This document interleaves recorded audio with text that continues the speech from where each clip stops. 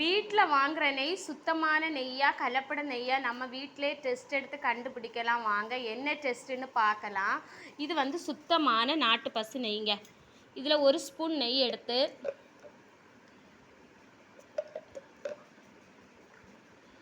இது வந்து அயோடின் ஜிஞ்சர்னால் நம்ம மெடிக்கலில் கேட்டால் போதும், ஈஸியாக கிடைக்கும்.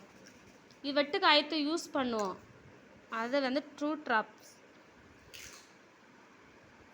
இதை போட்டு மிக்ஸ் பண்ணும்போது